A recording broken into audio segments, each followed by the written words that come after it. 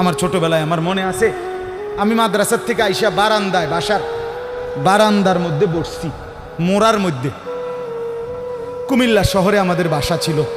আমার মা রান্না করে আমার ওইখান থেকে বলতেছে, আনিস মোরা উল্টাইয়া, মানে তুই ফিরা, মার দিকে ফিরাব।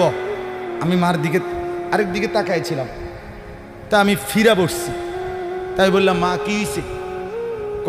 ওই ঘরের জানালা দিয়া ওই বাড়ির পাশের বাসার কাজের মেয়ে তোর দিকে চাইয়া রইছে। মা এটা দেখছি, এই জন্য তোরে বলছি ঘুরা মার দিকে ফিরা বসতে। মার নজর, মা নজর রাখছে।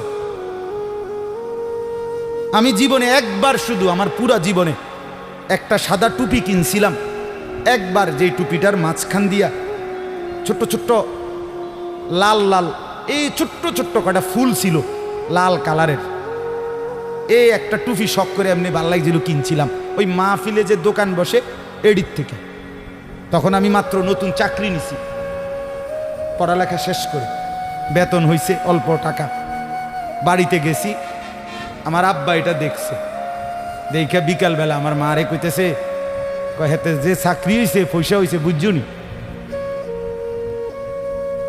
মারে বলছে।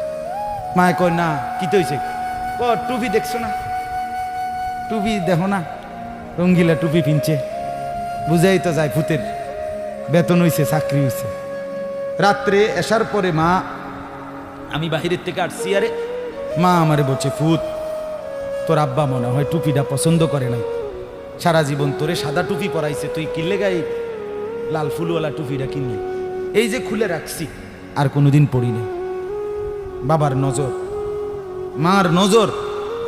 আমার ভাই, বাপ মার সেই আদর সোহাগ। আমি জীবনে একবার আমার আব্বারে বলছিলাম, আব্বা আমি একটা মাদ্রাসার ব্যাপারে, যে আমি এই মাদ্রাসায় পড়তাম না, আমরা অন্য মাদ্রাসায় ভর্তি করার। আমার আব্বা বলছিল, ফুত পরের বেলা ভাত আমার ঘরে খাইও না, এক লোকমা ভাত মুখে দিবা না, বাইরও তুমি কই ফরবা, তুমি বুঝো, ফরলে ফরো, না ফরলে ফিচা দিয়ে ফেরো, কিন্তু আমার ঘরের ভাত খাইও না। আমি যে এনে বলছি এনেই পড়তে হইব না। তো কানতে কানতে, চোখ মুছতে মুছতে সকালবেলা ভোরে চলে গেছি ওই মাদ্রাসায়। বুঝছি বাপ আমার এতটা শক্ত যে আসলেই আমারে বাদ দিবে না। বাবার সেই কঠোর শাসন আজ আল্লাহর কসম মনে হয় আল্লাহর কথা আপনাদের সামনে বলবার তৌফিক দিছে।